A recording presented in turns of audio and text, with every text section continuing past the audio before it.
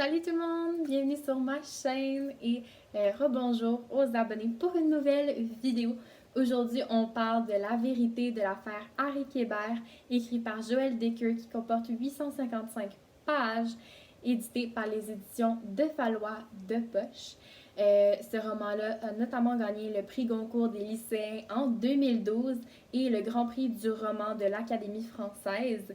Donc, quand même, on peut supposer que c'est un bon roman. Mais ça s'arrête pas là parce que j'ai pas l'habitude de me fier au prix qu'un livre va gagner. Donc aujourd'hui, je vous explique au-delà des prix pourquoi ce roman-là est à lire.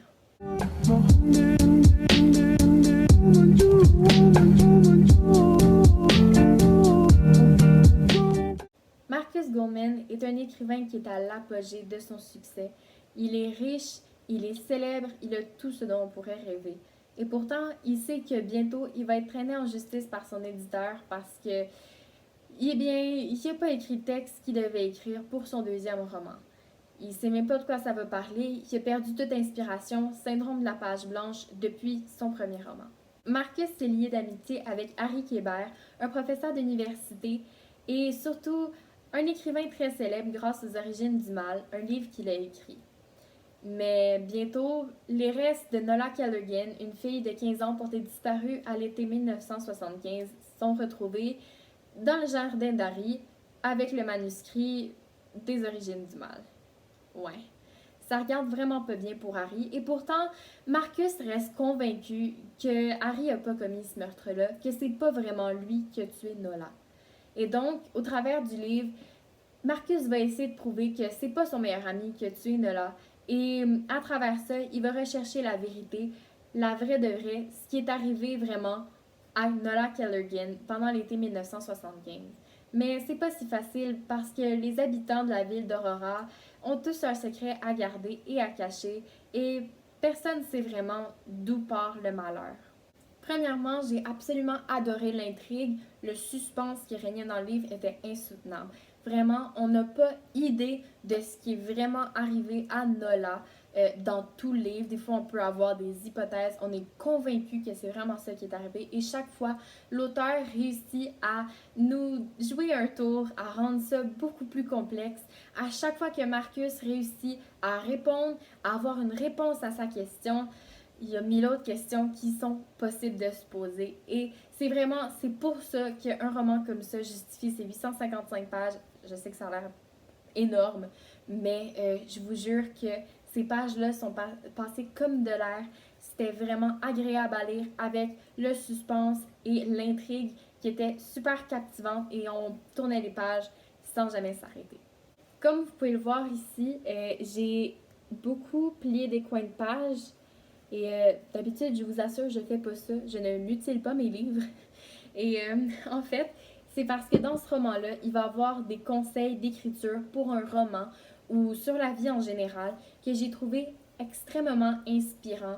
C'était vraiment quelque chose que je trouvais beau à mettre dans un roman parce que bien sûr, à travers l'intrigue de savoir qui a tué Nola, Marcus essaie de comprendre comment on écrit un bon livre, comment on écrit un best-seller. Même s'il a fait ça une première fois, il n'y a pas vraiment de mode d'emploi pour comment reproduire l'exploit.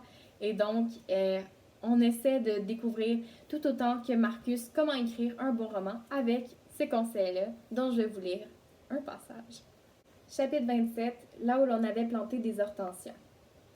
Harry, j'ai comme un doute sur ce que je suis en train d'écrire. Je ne sais pas si c'est bon, si ça vaut la peine. Enfilez votre short, Marcus, et allez courir. Maintenant, mais il pleut des cordes. Épargnez-moi vos jérémiades, petite mauviette. La pluie n'a jamais tué personne. Si vous n'avez pas le courage d'aller courir sous la pluie, vous n'aurez jamais le courage d'écrire un livre.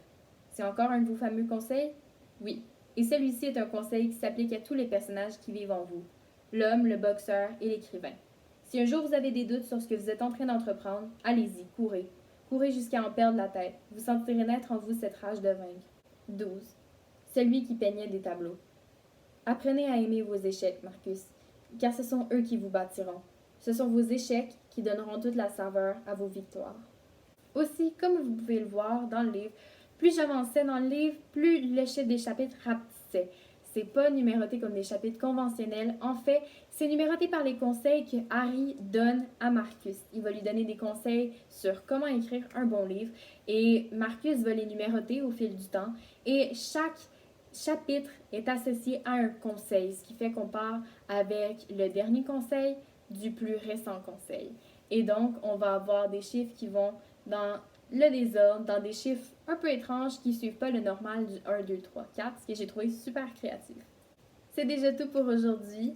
Je voulais juste remercier avant de terminer la vidéo mon ami qui m'a donné ce livre-là. Il m'a assuré que ce roman-là était super bon malgré ses 855 pages qui le rendent un peu intimidant. D'ailleurs, il y a une série qui a été faite sur l'affaire Harry Québert et elle est disponible sur icitout.tv, je crois. Et moi, pour avoir regardé la série et lu le livre, c'est sûr que j'ai beaucoup aimé les deux. Il y a beaucoup de ressemblances, mais j'ai trouvé que, comme toujours, le roman explique les émotions des personnages. Il y a certaines subtilités qu'on voit plus dans le roman et non dans la série. Donc, moi, je vous dis que même si vous avez vu la série, ça vaut la peine de lire le livre. Vous allez peut-être voir des choses, des petites différences qui sont super intéressantes.